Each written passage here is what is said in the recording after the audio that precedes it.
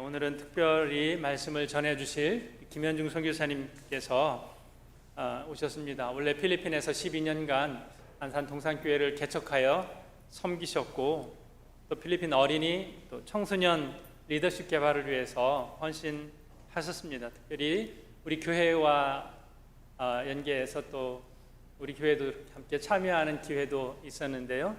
작은 도서관 운동을 해오셨고, 이번 주에도 또 도서관 개관하는 그러한 행사가 있습니다.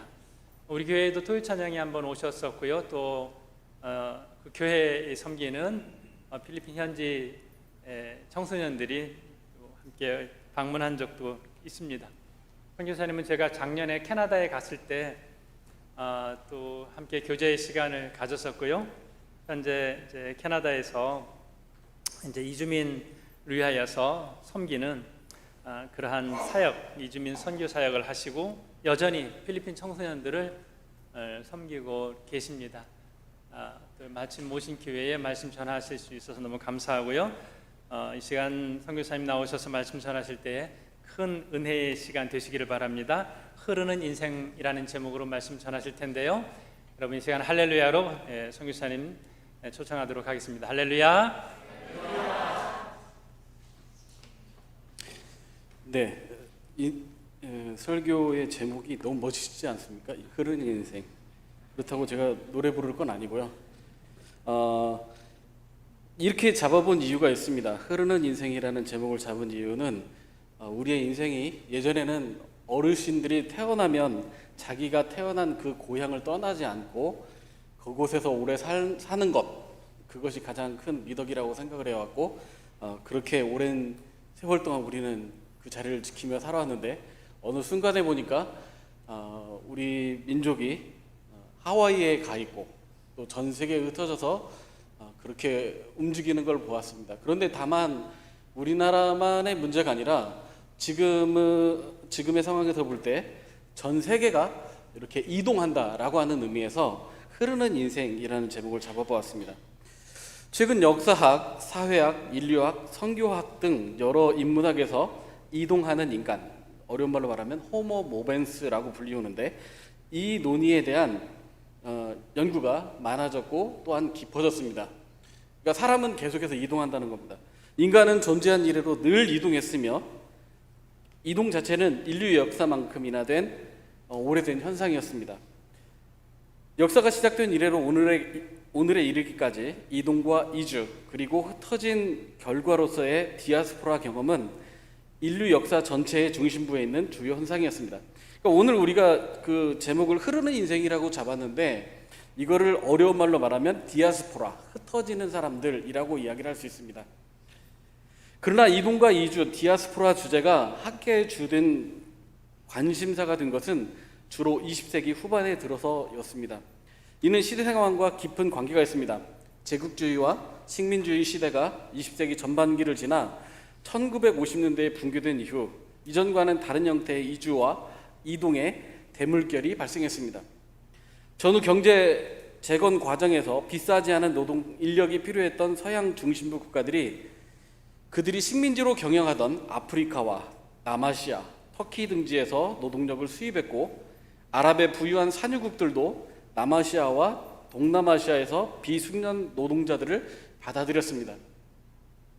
우리도 이런 경험이 있죠. 독일에 광부로 보내거나 또 해외에 나가서 사탕수수밭에서 일했던 그러한 역사들이 있습니다. 또 일본에는 강제로 끌려가 부역 아닌 부역을 하기도 했었습니다. 이들의 이동은 단순히 단기 노동 이주를 넘어서 가족 단위의 대규모 집단 이주를 낳았습니다. 이런 집단 이주는 디아스포라 정착 공동체의 탄생으로 이어졌고, 20세기 마지막 20여 년 동안에는 기존의 비숙련 노동자의 이주에 더해서 전쟁과 기근, 홍수, 지진 등의 자연재해, 경제 붕괴 등으로 인한 난민과 정치적 망명자의 대규모 이동이 늘었습니다. 특히 이런 이주자 다수는 은밀하거나 승인받지 못한 이주자, 소위 말하면 불법 체류자였다는 것입니다. 제가 지금 캐나다에 거주하고 있는데, 캐나다는 굉장히 많은 이주민들로 구성된 나라입니다. 그래서 누가 캐나디언이냐라고 했을 때 분간할 수 없을 만큼, 제가 만나는 식당에서 매일 만나는 사람들 중에 대부분이 인도 사람이고요. 필리핀 사람도 많지만 필리핀 사람들이 캐나다에 거주하는 그 이주민 중에 제일 인구수가 많습니다. 그리고 중국, 인도 뭐 이런 한국순이긴 하지만 저희는 시골 동네라 필리핀 사람들은 그렇게 많지 않은데 인도 사람들이 그렇게 많습니다. 그리고 최근에는 우크라이나 사태가 터지면서 우크라이나에서 온 난민들이 대거 수용이 되었고 캐나다는 1순위가 난민들을 받아들이는 게 1순위입니다. 굉장히 좀 특이한 나라이긴 하죠. 그러니까 이 필리핀 사람들도 캐나다에 굉장히 많은 인구가 거기에 거주하게 되었는데 그 이유 중에 하나가 캐나다에 어르신들이 굉장히 많습니다. 저희 동네도 거의 동네가 실버타운이라고 할 만큼 노인 요양소들이 많고 어른들, 그러니까 나이 드신 분들이 운전하고 다니는 걸 굉장히 많이 볼 수 있습니다.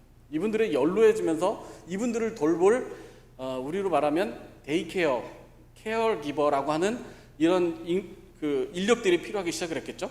근데 필리핀 사람들이 영어도 기본적으로 되고 그리고 상당히 좀 친절합니다. 그러니까 필리핀에 있는 이 아떼들이 대부분 그 캐나다로 이주해서 그들이 그곳에 정착하게 되어서 굉장히 많은 필리핀어들이 그 안에 거주하고 있습니다. 이런 이주 현상들이 오래전부터 있었긴 하지만 최근에 관심이 든 것은 22년이 지난 21세기, 20세기 하반기에 있던 이런 이주의 물결이 더욱 강화되고 더 다양해졌다는 것입니다. 2014년 7월에 발표된 UN 보고서는 당시 전 세계에 자기 나라를 떠나 다른 나라에 가 있는 이주민이 무려 2억 3,200만 명이나 된다고 보고 있습니다. 2억 3,200만 명. 그러니까 필리핀 인구의 한 2배 정도 되는 거죠.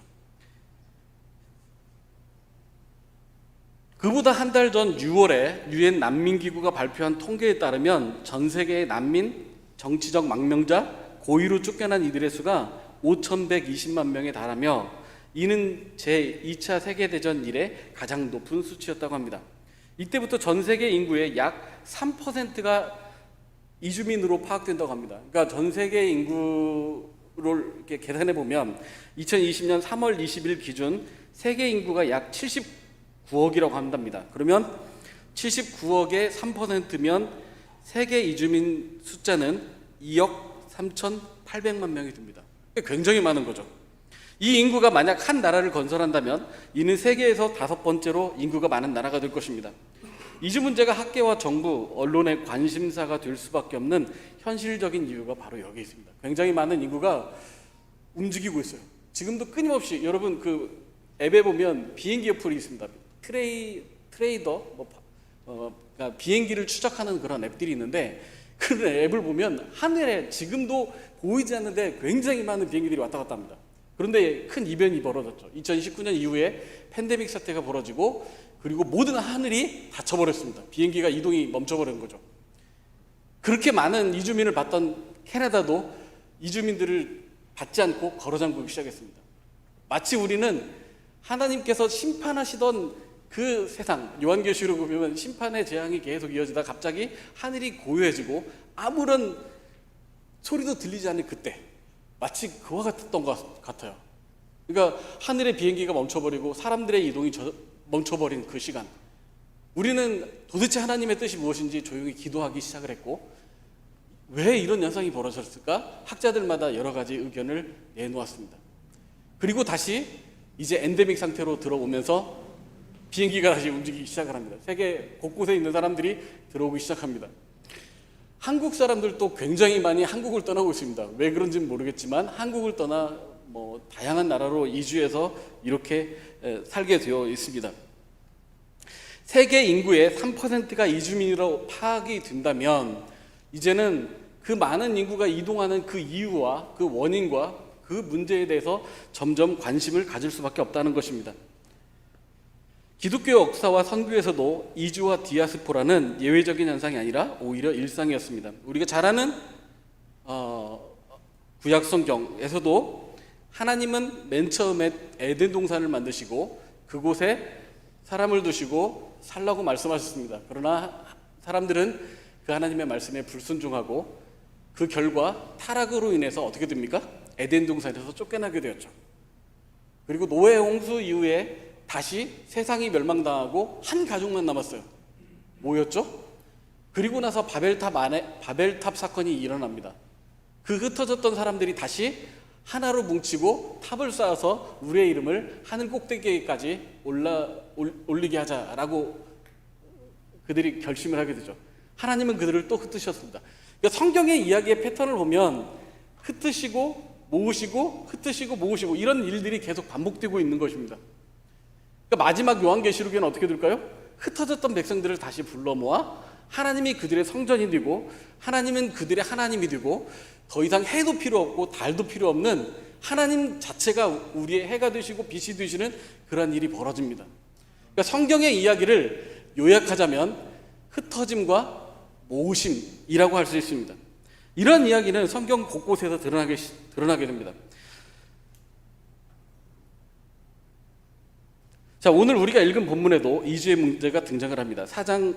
룻기서 1장 1절을 보면 사다들이 치리하던 때에 그 땅에 흉년이 들었다라고 말하고 있습니다. 자, 룻기서는 성경을 공부할 때 가장 좋은 책 중에 하나입니다. 여러분, 그러니까 성경이 66권이 있는데 여러분 성경을 얼마나 잘하십니까? 라고 말할 때 자신 있게 나는 딱 성경에 대해서 눈 감고 이야기할 수 있는 성경이 몇 권이나 되십니까? 66권 중에. 여러분들은 아마 사모님이나 목사님을 통해서 한눈에 보는 성경을 통해서 이미 성경이 한눈에 딱 들어오겠지만 막상 그렇게 물어보면 대답하기가 좀 막막할 때가 있습니다. 이럴 때 가장 좋은 건 성경 중에 얇은 성경 있죠. 1장밖에 없는 성경이나 3장밖에 없는 성경이나 이런 성경을 여러분이 공부를 하셔서 내 것으로 마스터하고 그거를 한번 딱 이야기하면 여러분은 성경 박사가 되는 거죠. 그 중에 이제 가장 좋은 성경 중에 하나가 룻기서입니다. 룻기서는 굉장히 쉬운 내러티브, 이야기로 되어 있습니다. 언제입니까? 사다들이 치리하던 때. 어디입니까? 그 땅, 유다 베들레헴. 누가 있었습니까? 그의 아내와 두 아들을 데리고 모압 지방에 가서 거류하였다. 그 사람의 이름은 엘리멜렉이었다. 그러니까 성경을 읽을 때, 특별히 이야기체의 내러티브를 읽을 때 가장 좋은 방법은 육하원칙을 따라가서 찾는 겁니다. 언제, 누가, 어디서, 무엇을, 왜 했는가라는 거를 여러분이 이렇게 쭉 적어 보다 보면 성경이 눈에 확 들어옵니다. 뭐 이미 다 하셨겠지만, 너무 잘 아시겠지만 그 성경이 바로 룻기서인데, 짧은 성경이지만 룻기의 중요성은 간과할 수 없습니다. 사사기와 왕정 시대를 잇는 가교 역할로서의 룻기는 너무도 중요합니다. 그러니까 사사기, 룻기, 사무엘상 그 안에 짤막하게 4장으로밖에 구성되지 않은 성경이지만 그 성경의 중요성은 우리가 간과할 수 없을 만큼 너무도 중요하다는 겁니다. 이 룻기가 중요한 이유는 예수님의 탄생과 관련하여서도 대단히 중요한 위치를 차지하게 됩니다. 그러니까 마태복음 1장 1절에 아브라함과 다윗의 자손 예수 그리스도의 세계라라고 시작을 하면서 구약의 족보를 쫙 요약합니다. 그 안에 바로 이 이름이 등장을 하는 거죠. 그러니까 이게 예수님이 오시기 위해서 하나님께서 준비하신 가교, 다리를 놓았는데 그 다리의 역할을 하는 것이 사사기와 사무엘 이야기로 연결되는 그 다리가 바로 뭐 어디냐? 룻기라는 것입니다. 성경은 이주와 정주, 흩어짐과 모으심 이야기로 점철이 되어 있습니다. 하나님께서 창조하신 세상은 완벽했고 이보다 더 좋을 수가 없었지만 타락하고 그 결과 하나님의 심판을 받게 됩니다. 룻기의 이야기는 성경을 요약한 듯 합니다. 베들레헴, 베이틀레헴이라는 말인데 이 말은 떡집이라는 말입니다. 그래서 떡집 이름을 지을 땐 베들레헴 뭐 이렇게 줘도 좋겠죠. 자, 풍요의 상징이었던 그곳이 하나님으로부터 멀어지고 자기 소견에 옳은 대로 행하였다라고 사사기 마지막 부분에는 말하고 있습니다. 하나님 필요 없고 우리는 우리의 소견에 옳은 대로 우리의 뜻대로 하겠습니다라고 했을 그때 하나님은 그들에게 뭐를 주십니까? 심판을 주십니다. 그러니까 성경을 연구할 때 패턴이 있어요. 그러니까 그 연구하는 패턴이 있는데 그게 뭐냐면 창조, 타락, 구속, 회복. 그러니까 성경의 큰 전체를 요약할 때 하나님의 이야기를 그렇게 요약할 수 있습니다. 창조, 타락, 구원, 회복 이렇게 이야기를 할 수 있습니다. 보세요. 하나님은 완벽한 세상을 만드셨어요? 그런데 인간은 타락합니다. 하나님의 말씀을 불순종합니다. 자기 뜻대로 옳은 대로 살아갑니다. 그 결과 하나님은 어떻게 하십니까? 그들을 심판하십니다. 그 심판하고 매맞고 그렇게 처절하게 낮아질 때 어떻게 합니까? 인간들은 하나님 앞에 매달리게 됩니다. 그리고 하나님은 그들의 눈물을 보시고 그들의 슬픔을 아시고 그들을 구원하십니다. 그게 바로 출애굽기의 이야기 아닙니까? 그게 바로 이스라엘의 역사 아닙니까? 그게 바로 모든 성경에 나오는 이야기의 전체입니다. 창조, 타락, 심판, 회복, 제가 헷갈렸나요? 창조, 타락, 구원, 회복. 그 가운데 이제 하나 더 추가하면 타락한 그들을 하나님이 심판하신다. 이제 이사야서를 공부할 때 이사야서를 쉽게 보는 방법 중에 하나가 죄, 심판, 은혜라고 하는 세 가지 패턴으로 이렇게 볼 수 있습니다. 이스라엘의 죄는 무엇인가? 그 죄에 대해서 하나님은 어떻게 심판하시는가? 그 심판에 대해서 인간은 어떻게 반응하고 하나님이 그들을 어떻게 회복하시는가? 라고 하는 것이 이사야서를 요약하면 나오는 겁니다. 그러니까 이사야는 재밌는 게 66장으로 되어 있습니다. 뭐가 똑같아요? 성경 권수와 똑같죠. 특이하게도 이사야서 1장부터 39장까지는 무슨 내용일까요? 이게 딱 감을 잡으셔야 되는데. 구약 성경이 몇 권이죠? 네? 몇 권이라고요? 몇 권이요? 아, 역시 수준이 있는 교회입니다. 39권이고 39, 27에서 신약은 27권이죠. 그런데 39장까지의 내용은 하나님에 대한 심판의 이야기가 나오고 40장에 하나님이 뭐라고 말씀하시냐면 내 백성을 위로하라 말씀하십니다. 여러분 기가 막히지 않습니까? 그러니까 이사야서를 읽으면 성경을 한 권을 통째로 아는 것 같은 1장에서 39장까지는 구약, 40장에서 66장까지는 신약. 그 이야기의 전부는 뭐라고요? 이스라엘의 죄와 그 죄를 심판하시는 하나님, 그리고 다시금 그들을 회복하시는 죄의 심판 은혜라고 하는 그 구조로 이사야서가 계속 반복되고 있어요.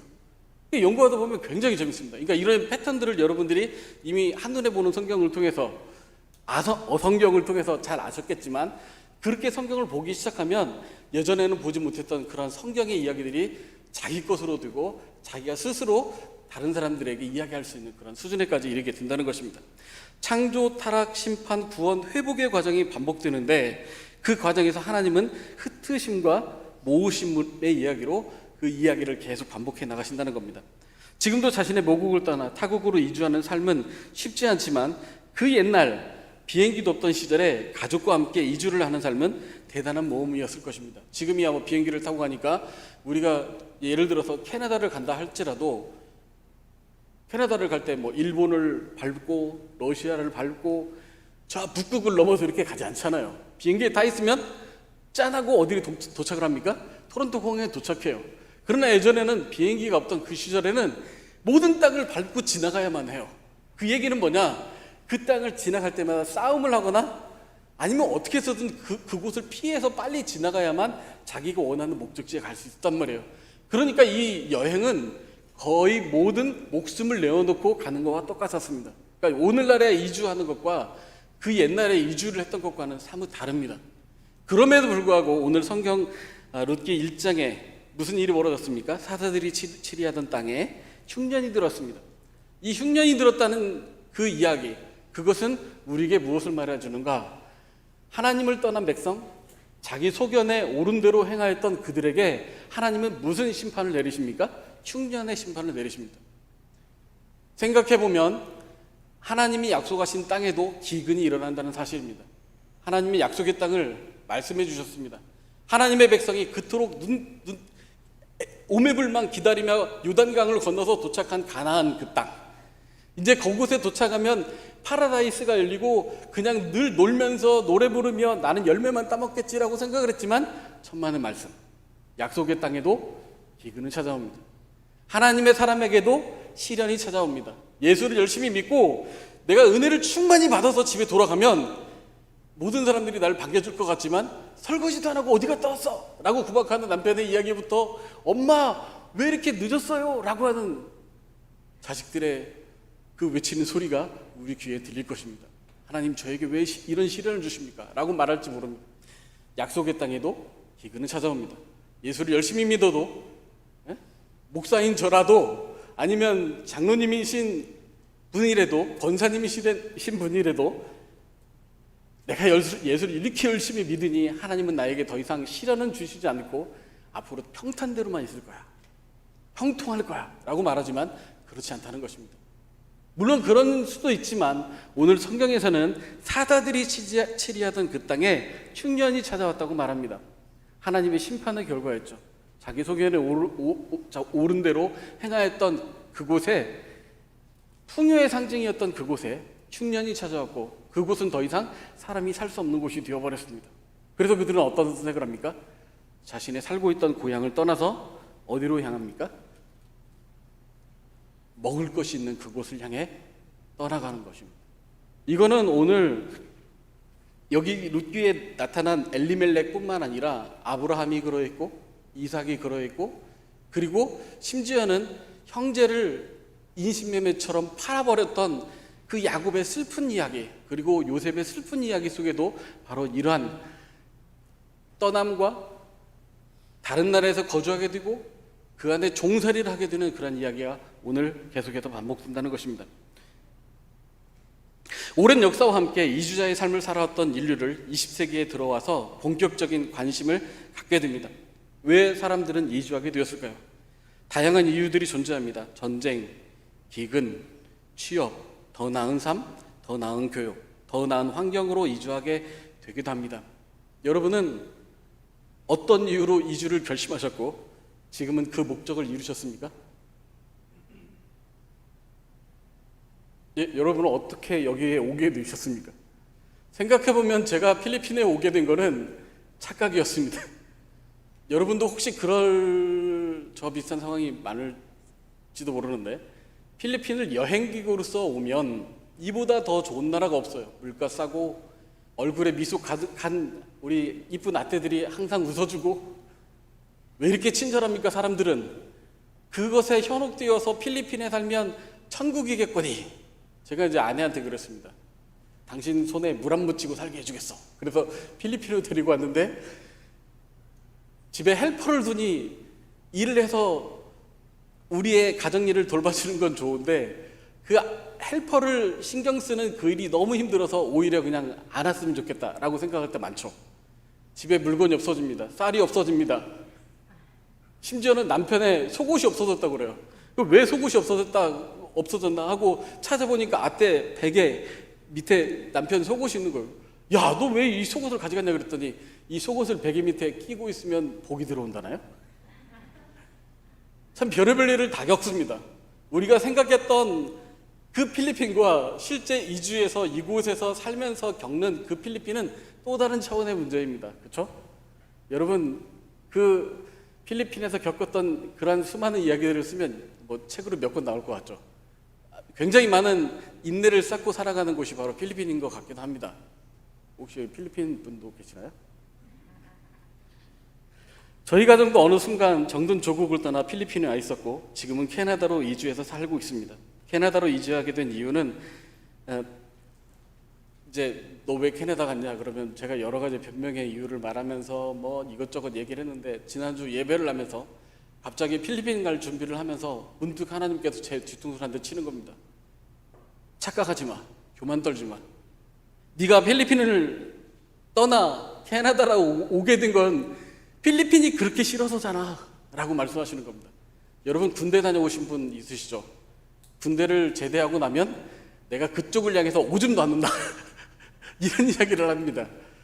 저에게 필리핀은 그렇게 아픔의 존재였습니다.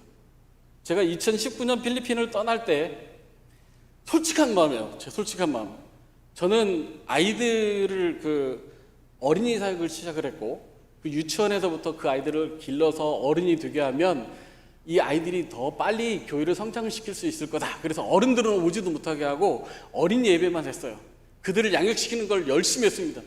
부모도 가지 않는 대학교를 찾아가서 상담하고 그들을 대학 진학시키고 때마다 학점 받으면 그걸 갖고 교수님 찾아가서 상담하고 기숙사가 필요하면 기숙사 찾아가서 그 아이와 함께 제가 부모인 줄 알았어요. 제 아이를 그렇게 키웠으면 제 아이가 하버드 갔을 것 같습니다. 정작 제 아이는 학교도 보내지 않고 홈스쿨을 하고 있었고, 아무튼 뭐 대단한 뜻이 있어서 홈스쿨을 시킨 게 아니고 학교를 못 보내서 홈스쿨을 하게 된 거죠. 그래서 엄마는 선생님, 저는 교장이 되어서 아이들을 그렇게 가르치다가 캐나다로 가게 되었는데, 2019년 필리핀을 떠나면서 정리하니까 저에게 남은 건 딸랑차 한 대. 나머지는 뭐 이걸 나눠주고 해도 얼마 되지 않잖아요. 야, 인생 참 허무하다. 내가 여기서 12년을 살았고 이들을 위해서 그렇게 많이 투자를 했는데 내가 떠날 때는 정작 나의 수중에 든 건 아무것도 없구나. 오히려 빚만 있었구나 라는 생각이 들었습니다. 그러면서 이제 제가 아이들만 대상으로 그 어린이 양육 프로그램을 했고 리더십 프로그램을 했기 때문에 예배당도 없었고 월세를 내는 렌트 건물만 하나 있었어요. 근데 더 이상 저희가 재정적으로 열악해서 그 렌트비를 감당할 수가 없었고, 그로 인해서 제가 필리핀을 떠나게 되었습니다. 그러면서 제가 없는 필리핀에 렌트비를 월 당시에 2만 페소였으니까 2만 페소를 누가 내주지 않으면 그 교회는 더 이상 유지가 되지 않을 거라고 생각을 했습니다. 그들에게 말했습니다. 내가 떠나는 순간 교회는 문을 닫을 것 같다. 그리고 저는 내심 그 아이들이 뿔뿔이 흩어져서 근처에 있는 더 좋은 교회로 가기를 원했습니다. 왜냐하면 제가 그 동네에 제일 먼저 도착했는데 저보다 늦게 오신 선교사님들은 그 옆에 번듯한 건물에 멋진 교회당과 또 건물들을 지었습니다. 그리고 심지어 어떤 선교사님은 당신이 먼저 왔지만 내가 여기다 예배당을 짓고 있으니까 네가 떠나라 라고 얘기하는 분도 계셨습니다. 그 이야기를 듣는 순간 내가 뭐를 위해서 여기에 있었나 라는 생각이 들었습니다. 그리고 2019년 필리핀을 정리하고 제주도에서 한 달을 살고 이제 어디로 가야 됩니까 하나님이라고 생각을 했을 때 저희가 이제 결론 내린 것이 바로 캐나다였습니다. 멋진 말로 포장을 했습니다. 캐나다에 가면 이 아이들을 데리고 와서 교육도 시키고 이 아이들의 인생을 변화시킬 거야. 내가 캐나다에서 일을 해서 열심히 벌어서 돈을 보내면 그 아이들에게 더 멋진 선물을 해줄 수 있을 거야 라고 생각을 했지만 제 마음 한켠에 그런 게 있었던 것 같습니다. 다시는 필리핀 안 오리라. 그래서 지구의 정반대를 돌아 이렇게 도착한 곳이 바로 캐나다였습니다. 다시는 그 땅을 안 가겠다 생각을 했습니다. 그리고 내가 떠나는 순간 그 교회는 문을 닫고 아이들은 뿔뿔이 흩어질 거라고 생각을 했습니다. 나 더 이상 이 아이들에게 하나님 관심 갖기 싫습니다. 제가 줄 돈도 없고 여력도 없습니다 라고 생각을 했습니다. 그런데 놀라운 일이 벌어졌습니다. 아이들이 자기들끼리 예배하겠다, 목사님이 없어도 우리들끼리 예배하겠다 해가지고 건물이 없으니까 자기 집 하나를 내어주어서 그 한간에서 예배하기 시작을 했어요. 전에 우리는 뭐 그래도 월세 건물이었지만 에어컨도 있었고 선풍기도 있었고 그리고 쾌적했습니다. 그런데 그 옮겨진 그곳은 양철지붕에 벽도 없고 정말 앉아있으면 땀이 주르르 흐르는 그러한 곳이었습니다. 그런데 그곳에 아이들이 모이기 시작을 했고 그렇게 예배가 지속되기 시작을 했습니다. 놀라운 일이 벌어졌던 거죠. 저는 하나님, 제가 12년 동안 사역한 게 아무것도 안 남았습니다. 이렇게 허무할 수가 있을까요? 라고 생각을 하면서 캐나다에 살면서 그냥 내일만 묵묵히 해야 되겠다라고 생각을 했는데 그런 소식이 들려왔고 그 와중에 팬데믹이 터져서 온라인으로 예배할 수밖에 없는 상황이 벌어졌죠. 그러면서 저희가 그 예배에 참여하게 되고 설교는 하지 않지만 그 예배가 진행되는 것을 캐나다에서 보고 있었습니다. 그리고 오늘까지 이어졌습니다. 하나님은 저에게 그러한 은혜를 주셨던 것 같습니다. 필리핀을 떠나면서 제 인생의 텅 빔을 경험하게 하셨습니다. 제 모든 걸 다 쏟아부었고 뭔가 될 것 같았습니다. 그런데 떠나는 순간 저는 텅 빈 인생을 살았던 것 같습니다. 그리고 한국으로 들어갈 때 마치 나오미가 고백했던 것처럼 보세요. 1장 21절 내가 풍족하게 나갔더니 여호와께서 내게 비어 돌아오게 하셨느니라. 여호와께서 나를 징벌하셨고 전능자가 나를 괴롭게 하셨거늘 너희가 어찌 나를 나오미라 부르느냐 하니라.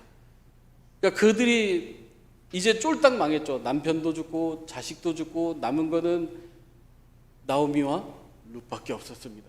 한국으로 말하면 정말 재수가 온 붙은 사람들입니다.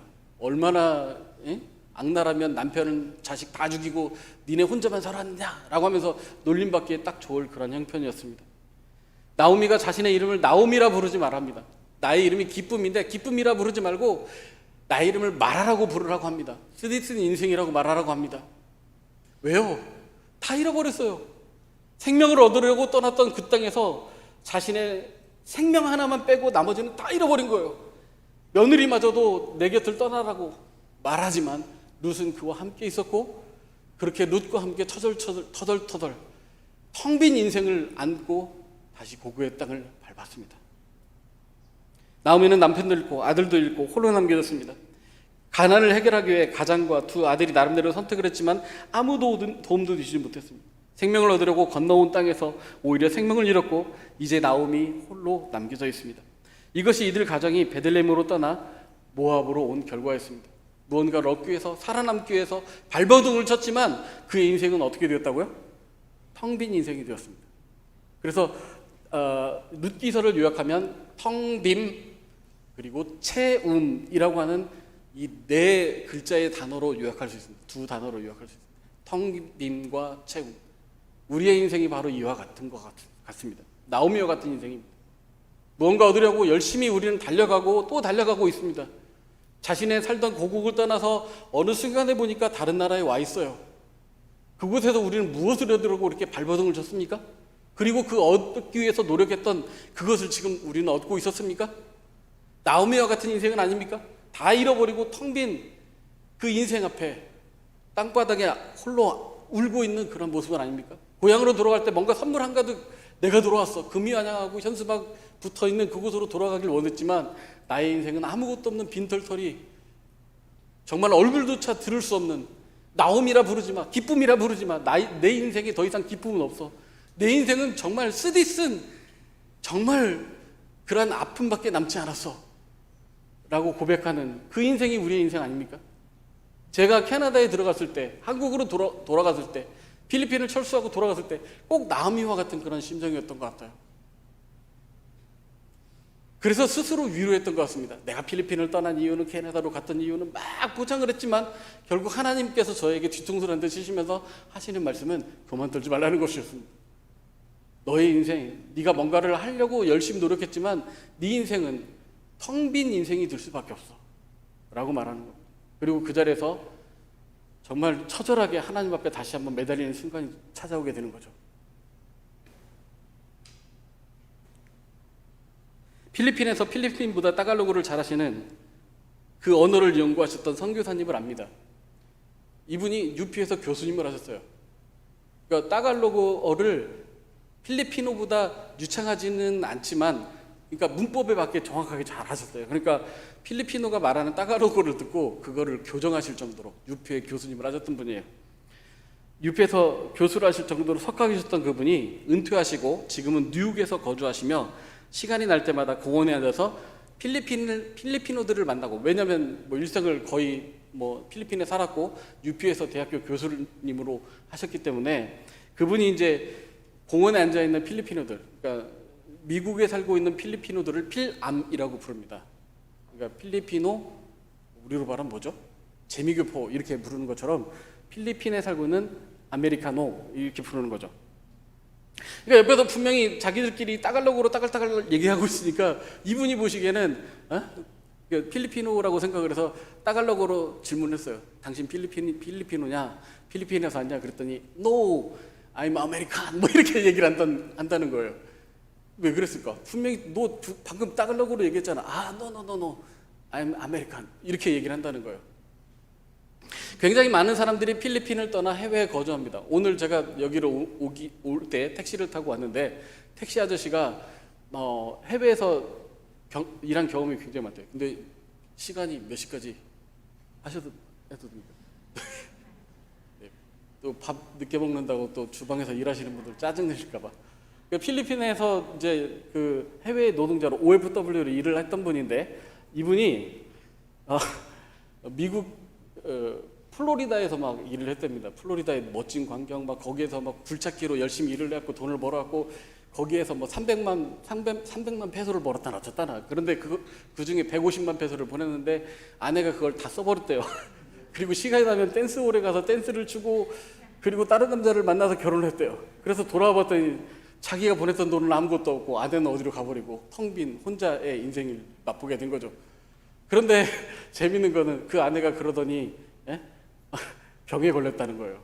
그러더니 이 아저씨 표현에 가면 하나님께서 벌 주셨다. 그런데 그 좋아서 만난 남자가 알고 봤더니 빠끌라였다. 그러면서 하나님이 그렇게 살면 잘 될 것 같지만 벌을 주셨다라고 하시면서 자기는 노프라블럼이라고 하면서 자기네 집에 있던 야야와 결혼해서 지금은 잘 살고 있다. 필리핀은 이주자의 삶을 너무도 잘하는 곳이기도 합니다. 그죠? 만나는 사람마다 나 한국에 갔다 왔다, 대만에 갔다 왔다, 막 이런 이야기들을 굉장히 많이 합니다. 그리고 그 해외에서 번 그 수입으로 나라의 경제가 돌아갈 만큼 굉장히 큰 의지를 하는 것이 바로 OFW라는 존재들이잖아요. 그런데 그들이 가서 순탄했기만 했겠습니까? 미국에서 그들이 살았을 때 순탄했기만 했겠습니까? 제가 캐나다에서도 종종 필리핀어들을 만나는데 필리핀어들을 만나서 제가 너무 반가웠어. 나도 필리핀에 살았어. 그러면서 이야기를 하면 이 친구들이 약간 경계의 눈빛을 합니다. 그러니까 무시당했다는 거죠. 백인, 한인들도 호주나 이런 데 가면 인종차별을 받잖아요. 미국에서도 아시아 인종 혐오 이런 일들이 벌어지는데 필리핀어들은 얼마나 더 했겠습니까? 그러니까 이런 일들이 반복되다 보니까 자신을 필리핀어라고 말하지 않고 오히려 아메리칸 아니면 캐네디언이라고 불러달라고 말을 하기도 합니다. 어쨌든지 간에 이제 그 흩어지는 것, 이주민들, 디아스포라 이런 문제는 우리만의 문제가 아니라 전 세계의 문제가 되었고 이런 일들은 우리 주위에서도 곳곳에서 볼 수 있습니다. 한국은 오랜 동안 우리는 단일민족이라는 걸 굉장히 많이 강조했습니다. 그렇죠. 순수한 혈통이라고 생각을 했습니다. 그래서 외서에서 우리나라를 들어오는 것을 굉장히 터부시했어요. 그래서 차이나타운 중에 제일 활발하게 움직이지 않는 곳이 인천입니다. 한국입니다. 그러니까 어느 나라건 차이나타운에 가면 싼 음식 그리고 굉장히 활발한 무역의 교류장이 벌어지지 않습니까? 우리도 필리핀에 가면 이 시장 이름 뭐죠? 차이나타운. 디비소리아. 굉장히 물건을 싸게 구입할 수 있습니다. 미국도 마찬가지예요. 미국에 여러분 뉴욕에 가보셨는지 모르겠지만 뉴욕에서 제일 맛있는 음식점은 차이나타운에 있습니다. 믿거나 말거나. 그러니까 차이나타운이 굉장히 많이 발전했는데 한국만큼 유독 발전하지 못했어요. 굉장히 외국인들에 대해서 타부시하고 우리는 우리의 순수 혈통을 강조했습니다. 그런데 어느 순간 우리나라에도 굉장히 많은 외국인들이 들어와 있어요. 태국 사람들, 베트남 사람들, 일손이 모자란 그곳에 그들이 와서 일손을 채우고 있고 그리고 불법 노동자라는 이름으로 와 있지만 어쨌든 잘 눈에 띄지 않아요. 왜냐하면 신분을 속일 수밖에 없으니까요. 그러니까 여행객으로 와서 신분을 속이고 불법 체류자로 거기에서 지냅니다. 그런데 공장이나 이런 농장 이런 데서 그분들이 없으면 더 이상 운영이 안 될 정도로 굉장히 많은 비중을 그분들에게 의지하고 있지만 우리는 여전히 그들에게 관심을 주지 않습니다. 왜 그래요? 그들은 백인이 아니기 때문에 그렇죠. 그러니까 똑같은 영어 선생님이라도 백인이면 대우가 달라진대요. 그런데 얼굴이 꺼무잡잡하거나 동남아에서 왔으면 영어를 잘해도 월급이 낮아요. 그 이유가 뭐예요? 생긴 것 때문에 그렇죠. 자, 우리나라에도 수많은 외국인, 이주민들이 자리 잡고 그들이 우리와 함께 이웃으로 살고 있어요. 가까운 곳에서 선교를 할 수 있는 기회가 충분히 많습니다. 그런데 우리는 그걸 하지 않아요. 선교는 어떻게 해야 된다고 생각을 하는 거예요? 가야만 된다고 생각을 하는 거예요. 웃긴 얘기인데요. 제가 이번 주에 여기에 온 이유가 저희 교회 그 렌트로 하는 공간에 조그마한 방 하나를 남아서 그거를 작은 도서관으로 개조를 했습니다. 우리 공간도 아니잖아요. 그냥 임대해서 쓰는 공간에 책꽂이하고 그다음에 책장하고 이걸 몇 개 더 집어넣고 도서관으로 만들었습니다. 비용이 얼마나 들었을까요? 100에서 한 200만 원 들겠죠. 그런데 그거를 축하하기 위해서 한국에서 14명이 비행기를 타고 옵니다. 뭘 타고 올까요? 아시아나를 타고 와요. 비행기 값이 얼마일까요? 50에서 60만 원 사이입니다. 굉장히 비싸죠. 그분들은 또 싼 비행기 안 타요. 이런 저가항공, 세부퍼시픽 이런 거 안 타요. 그러니까 60만 원씩 곱하기 14명 하면 얼마입니까? 그분들이 또 호텔에 머물러요. 그분들이 또 이렇게 그 투어를 합니다.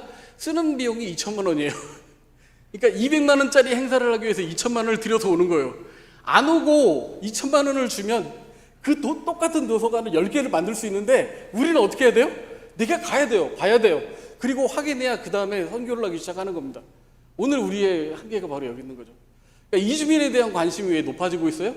우리도 모르는 사이에 우리 주위에 이주민들이 널려 있고 그들이 바로 선교의 대상인데 우리는 그들에게 관심 갖지 않고 어디로 가야 된다고 그래요? 아프리카로 가야 되고 인도로 가야 되고 필리핀으로 가야 된다고 생각을 해요. 우리 옆에 있는 그들은 관심 갖지 않아요. 그러니까 선교가 더 이상 다른 나라로 가는 것뿐만 아니라 너희 주위에 있는 이주민들을 먼저 같이 돌보라는 것입니다.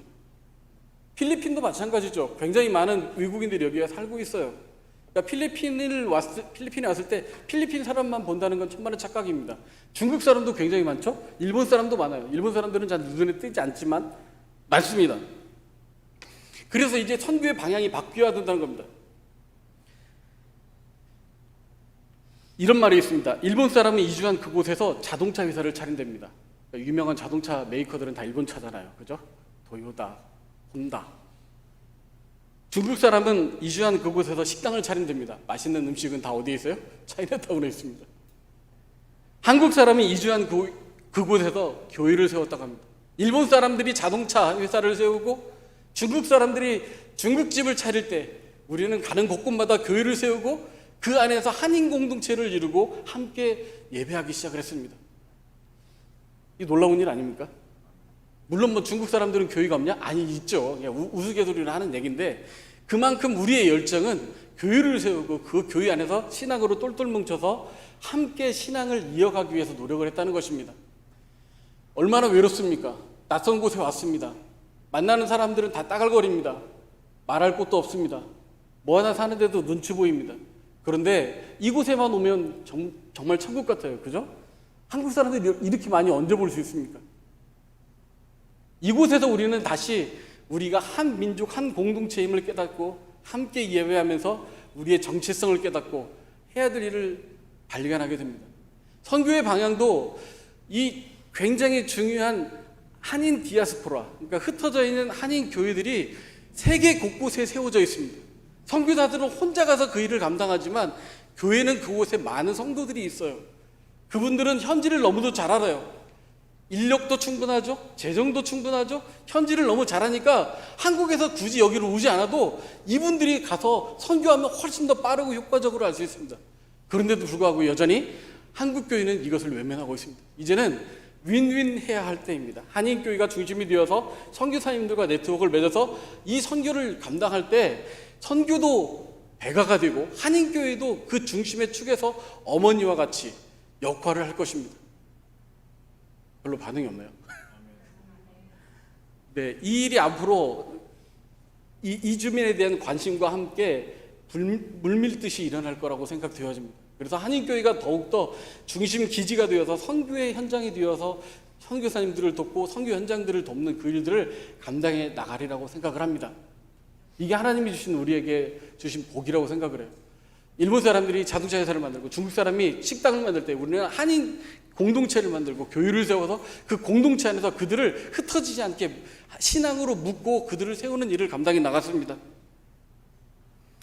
나오미가 자신의 고향을 떠나 모압으로 이주해서 더 나은 것을 얻으려고 했지만 결국은 모든 것을 잃어버리고 자신을 더 이상 나오미라고 부르지 마라, 말하라 부르라 말하고 있습니다. 쓰디쓴 인생을 살고 있기에 그는 더 이상 자신의 삶에 기쁨이 없고 쓸쓸함만 가득할 것이라고 생각을 했을 것입니다. 그러나 그들의 인생에 룻을 통해 뜻밖의 은혜가 주어졌습니다. 그러니까 하나님은 룻 기서를 통해서 나오미와 같은 우리의 인생을 보여주시는 것 같아요. 무언가를 얻으려고 고국을 떠나 다른 곳에 이주하기도 합니다. 그곳에 열심히 살아갑니다. 그런데 남편도 죽고 자식도 죽고 모든 것을 잃어버렸어요. 아무것도 없는 빈털터리가 되었습니다. 텅 빈 인생입니다. 하나님 앞에 눈물밖에 호소할 게 없는 겁니다. 그때 하나님은 룻을 그의 곁에 붙여주셨고 그 룻을 통해서 뭐를 얻게 하셨습니까? 자식을 얻게 했어요. 여러분 신기한 게 룻기서 4장에 보면 한번 볼까요?